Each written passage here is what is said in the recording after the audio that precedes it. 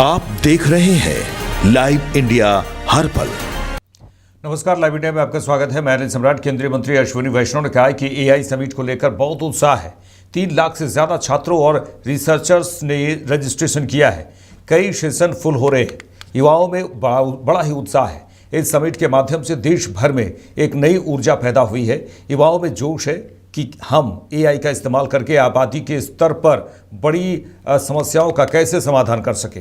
AI 5वीं औद्योगिक क्रांति है। भारत में हो रहा एआई इम्पैक्ट समिट दुनिया का सबसे बड़ा एआई समिट है। इसमें देश और दुनिया भर के राष्ट्राध्यक्ष और नेता शामिल हो रहे हैं।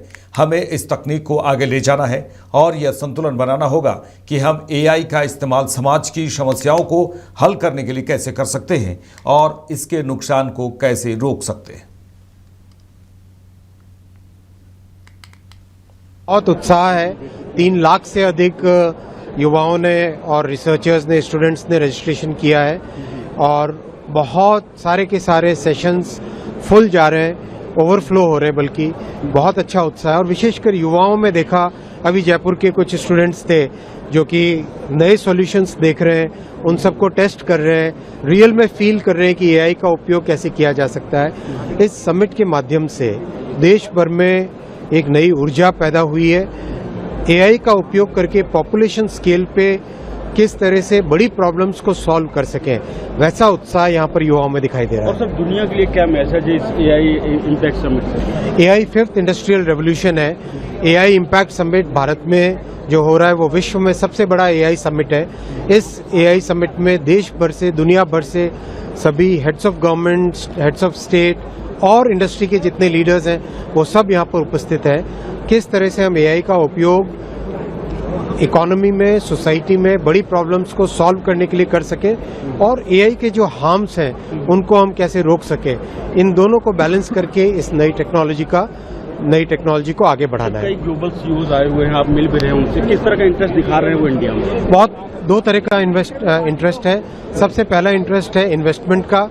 करीब $200 बिलियन से ज़्यादा इन्वेस्टमेंट की एक्सपेक्टेशन है ओवर नेक्स्ट 2 इयर्स। और वीसी डीप टेक में फंडिंग का बहुत बड़ा इंटरेस्ट है। और तीसरा जो भारत की इनोवेटिवनेस है और जो भारत का डिजिटल पब्लिक इंफ्रास्ट्रक्चर है, उसके कारण, डिजिटल पब्लिक इंफ्रास्ट्रक्चर के कारण देश में एक बहुत अच्छा, माननीय प्रधानमंत्री जी के नेतृत्व में एक टेक्नोलॉजी का फ्रेमवर्क बन चुका है। उस फ्रेमवर्क के कारण भारत में एआई के डिफ्यूजन को और तेजी से आगे बढ़ाया जा सकता है, ऐसा सभी का मानना है। Only one question in English. What are the how global CEOs are showing their interest in India? Lot of interest in investing in India, especially in the Indian deep tech startups, in the infra, also in finding new solutions at population scale, because the way our Honorable Prime Minister Shri Narendra Modi ji has created this digital public infrastructure in our country, that brings out a huge advantage for any solution which needs to be brought at a... deputy CM सम्राट चौधरी, केंद्रीय मंत्री राजीव रंजन और फुलालन सिंह ने AI summit Bihar exhibition का दौरा किया। बिहार के deputy CM सम्राट चौधरी ने कहा कि यह बिहार के लिए एक ऐतिहासिक दिन है। प्रधानमंत्री ने इसकी शुरुआत की और मुख्यमंत्री ने एक पॉलिसी के जरिए बिहार में एक नया आयाम लाया है। नीतीश कुमार ने बिहार के लिए जेसीसी और सेमीकंडक्टर पॉलिसी बनाई है। हम इस समिट के जरिए इंडस्ट्रीज से बिहार आने का आग्रह करना चाहते हैं। हम बिहार को विकसित बिहार बनाकर विकसित भारत में योगदान देना चाहते हैं। उन्होंने कहा कि दुनिया भर में बिहार के लोग एआई को सफल बनाने के लिए काम कर रहे हैं। देखिए, बिहार के लिए ऐतिहासिक दिन है। देश के प्रधानमंत्री जी ने शुरुआत किया, बिहार के मुख्यमंत्री जी ने पूरा एक पॉलिसी के तहत बिहार के लिए एकदम नयापन है। बिहार में जेसीसी की पॉलिसी, सेमीकंडक्टर की पॉलिसी आदरणीय मुख्यमंत्री नीतीश कुमार जी ने बनाया और इस पॉलिसी के तहत बिहार जो आएंगे उनके लिए एकदम नया जगह है और नए तरीके से हम पूरी तरह बिहार के लोग फैसिलिटेट करेंगे। उनको सहयोग करके बिहार में सारी इंडस्ट्री आए, ये हम लोग आग्रह करना भी चाहते हैं सभी लोगों से। एआई समिट के माध्यम से बिहार विकसित भारत में विकसित बिहार का सहयोग देना चाहता है। सर, एआई के इस्तेमाल को लेकर के बिहार में कितनी आप क्षमता देखते हैं कि बिहार के युवाओं में कितनी क्षमता है कि वो एआई को अडॉप्ट कर सकें? पूरे दुनिया में बिहार के ही बच्चे एआई के प्रयोग को सफल बनाने का काम कर, तो बिहार के लोग तो स्वाभाविक है अपने प्रदेश में और अधिक करना चाहेंगे। सर, एआई का इकोसिस्टम खड़ा करने के लिए बिहार में क्या सरकार पूरी तरह इसकी पॉलिसीज हम लोगों ने क्रिएट किया है और आईआईटी पटना बीटा के द्वारा इसके पूरी तरह सेंटर ऑफ एक्सीलेंस के तहत हम लोग इस पर काम कर रहे हैं। आगे बढ़ेंगे। समाजवादी पार्टी नेता शिवपाल सिंह यादव ने कहा कि फॉर्म 7 को बीजेपी के लोग ही बांट रहे हैं। यह सरकार करा रही है। जहां जहां बीएलओ ठीक काम कर रहे हैं वहां बीएलओ को हटाया जा रहा है। बीजेपी के लोग उन्हें धमका रहे हैं। थाने में एफआईआर नहीं लिखी जा रही है। यह सरकार करा रही है। उन्होंने कहा कि बीजेपी की आंखों में धूल जमी हुई है। अगर कहीं सबसे अच्छा काम हुआ है तो JPNIC और रिवर फ्रंट का हुआ है। देखिए, फॉर्म 7 को ये भारतीय जनता पार्टी के लोग ही ये फार्म बांट रहे हैं और सरकार करा रही है। और मुझे तो ये भी मालूम है लखनऊ में कहाँ छप रहे, नोएडा में कहाँ छप रहे और छप के सरकार बंटवा रही है। तो ये सब सरकार ही करा रही है। और देखिए, जहाँ जहाँ BLO ठीक काम कर रहे हैं वहाँ पर BLO को हटाया भी जा रहा है और भारतीय जनता पार्टी के लोग धमका भी रहे हैं। कहीं कहीं पिटाई भी करी है और थाने में जाओ तो FIR नहीं लिखी जा रही है। तो ये सरकार करा रही है। सर, मुख्यमंत्री ने समाजवादी पार्टी के शासनकाल का कल फिर से जिक्र किया विधान परिषद में। उन्होंने बताया अराजकता थी, JPNIC में गबन हुआ, रिवर फ्रंट घोटाला, ये तमाम मुद्दे उन्होंने रखा, महिला सुरक्षा का भी रखा। देखिए, पता नहीं भारतीय जनता पार्टी के लोगों की आंखों में धूल जमी हुई है। अगर कहीं सबसे अच्छा काम हुआ है तो JPNIC और रिवर फ्रंट लखनऊ में काम हुआ है। तो इनको काम तो कराना नहीं है कहीं पर भी। इन्होंने काम कहीं इनको कराना नहीं है और पूरी सरकार भ्रष्टाचार में लिप्त है।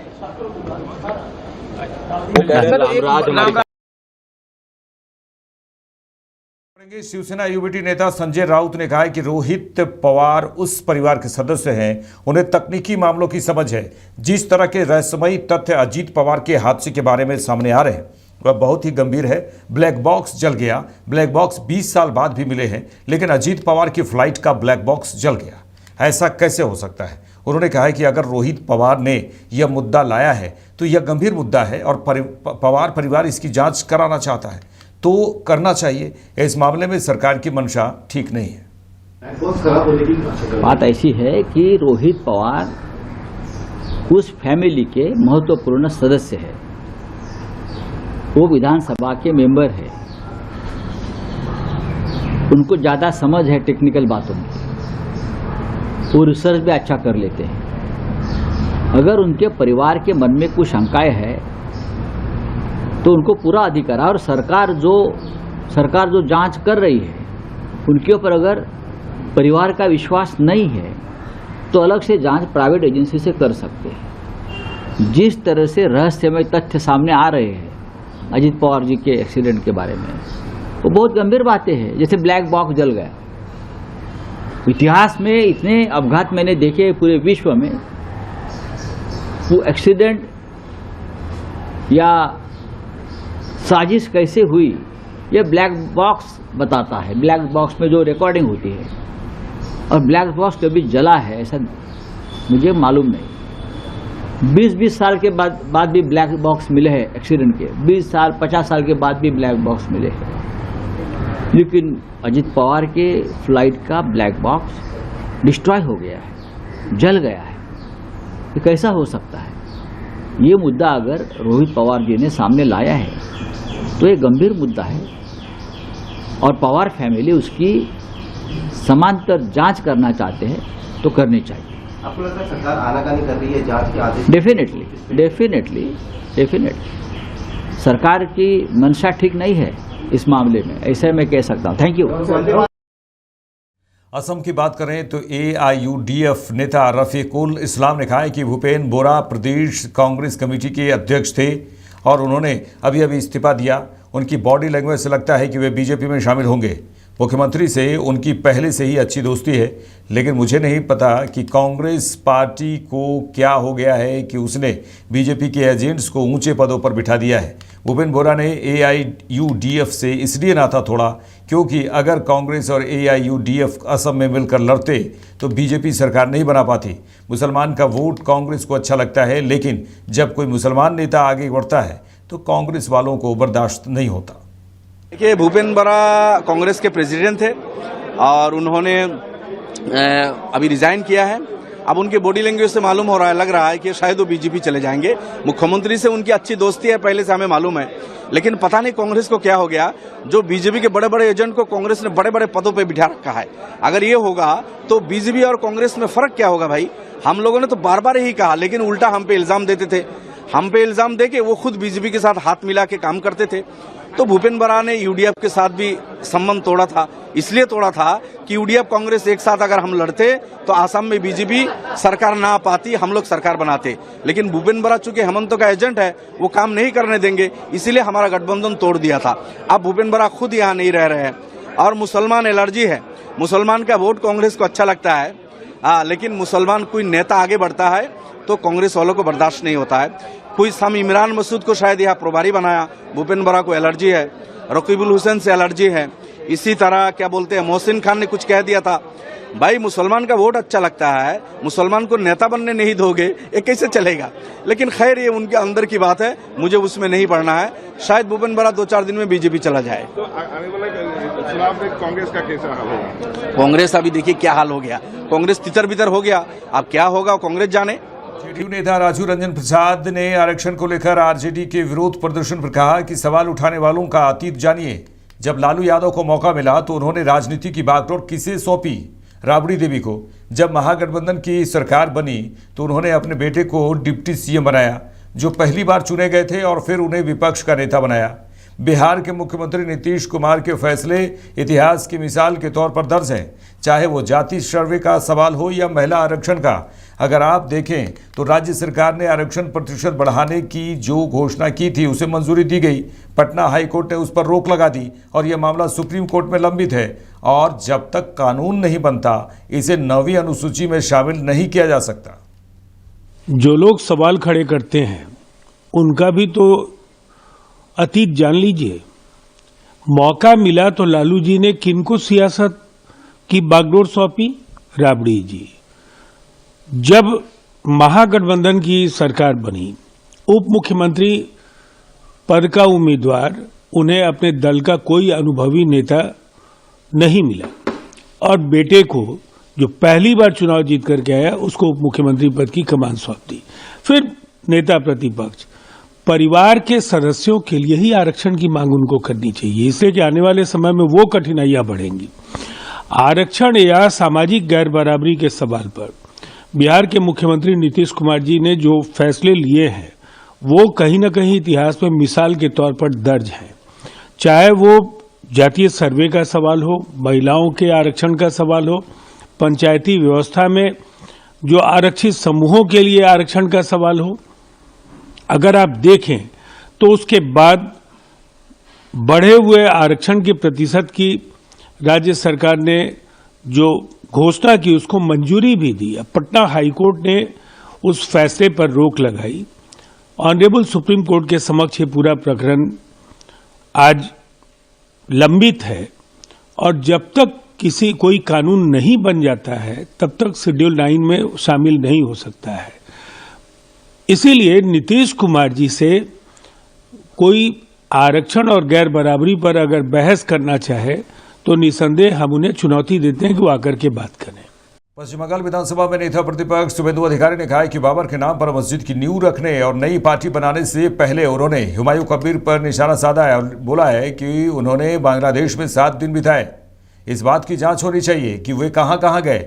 उन्हें मस्जिद बनाने के लिए जो करोड़ों रुपए मिले उसमें से बांग्लादेश से कितने आए और कितने पैसे दिए, इसकी जांच होनी चाहिए। स्टेट बैंक को लिस्ट बतानी चाहिए। ममता बनर्जी बीएसएफ को फेंसिंग के लिए जमीन नहीं दे रही है, इसके पीछे क्या मकसद है यह सबको पता है। क्या करने का बात ही नहीं, मैं बता दिया तो दिन पहले। उन्होंने बाबर के नाम पर जो मस्जिद बना रहा है उसका फाउंडेशन स्टोन लेने के पहले और नया पार्टी बनाने का पहले उन्होंने 7 दिन का प्रवास किया बांग्लादेश में। कहाँ प्रवास किया, ये छानबीन होना चाहिए, इन्वेस्टिगेशन होना चाहिए। और थ्रू बैंक उनका जो रुपया आया, करोड़ सौ रुपया ये मस्जिद बनाने के लिए, उसमें बांग्लादेश से कितना रुपया आया, कौन कौन रुपया दिया है, उनका भी छानबीन होना चाहिए। स्टेट बैंक को लिस्ट डिक्लेयर कर देना चाहिए, ये बांग्लादेश का कौन कौन है, वहां उसका लिंकअप किसका किसका है। यहाँ टीएमसी का जो एमपी गया था राज्यसभा में, हसन इमरान, उन्होंने तो सीधा सिमी का आदमी था, उसका साथ बांग्लादेश एक्सट्रीमिस्ट फोर्स का रिलेशन था। जब हसीना वाजिद प्राइम मिनिस्टर थी तब सिद्दीकुल्ला चौधरी मिनिस्टर का, उनका पासपोर्ट वहां इजाजत नहीं मिला, दे डिसएग्री। सब पता है खगड़ागढ़ में कौन इन्वॉल्व था। हरिहरपाड़ा खजेरी मदरसा में जो 7 से को अंसारुल बांग्ला को अरेस्ट किया, वो कौन था। ये इतना सारा सबूत होने का बाद भी इसमें ज्यादा बोलने का तो कोई जरूरत ही नहीं है। इसलिए ममता बनर्जी 550 किलोमीटर एरिया में जमीन नहीं दे रहा है बीएसएफ को फेंसिंग लगाने के लिए। इसका पीछे क्या मकसद है तो पूरा सबको पता है। उत्तर प्रदेश के मंत्री ओम प्रकाश राजभर ने कांग्रेस के विधानसभा घेराव पर कहा है कि यह लोकतंत्र है, कोई भी कानून के दायरे में प्रदर्शन कर सकता है, कोई समस्या नहीं है। उन्हें पहले मनरेगा और बीबी जी राम जी बिल की तुलना करनी चाहिए। मनरेगा में समय पर मजदूरी नहीं दी जाती थी, जबकि बीबी जी राम जी बिल में संशोधन है कि अगर मजदूरों को 1 हफ्ते के अंदर मजदूरी नहीं मिलती है तो उन्हें ब्याज दिया जाएगा। इसमें मजदूरी के दिनों की संख्या भी बढ़ाई गई है। कि कांग्रेस पार्टी लोकतंत्र है, कोई भी धरना प्रदर्शन कानून के दायरे में अपना करें, कोई दिक्कत नहीं है। लेकिन उत्तर प्रदेश में कांग्रेस के पास है क्या कि वो धरना प्रदर्शन करेंगे। मनरेगा और जीराम जी के विषय में पहले दोनों की तुलना कर लें कि आज भी मनरेगा के मजदूर उस कानून के तहत समय पर मजदूरी नहीं मिलती थी। जीराम जी बिल में ये संशोधन है कि उसको 1 सप्ताह में अगर पैसा नहीं भुगतान हुआ तो उसको ब्याज दिया जाएगा, उस मजदूर को उसकी जो मजदूरी होगी उसका ब्याज दिया जाएगा, ये इसमें है। मनरेगा में 100 दिन मजदूरी थी, यहाँ उसको बढ़ा करके 125 दिन की गई है। जो 60 दिन की दोनों सीजन में किसान का टाइम होता है, तो उस समय जो मनरेगा के मजदूर हैं उनको किसानों के यहाँ काम करने के लिए उस समय जीराम जी बिल में प्राविधान है कि उस समय उनको किसान के यहाँ काम करना पड़ेगा। मेरे साथ इस बुलेटिन में इतना ही। देश दुनिया की तमाम खबरों के लिए देखते रहे लाइव इंडिया। नमस्कार।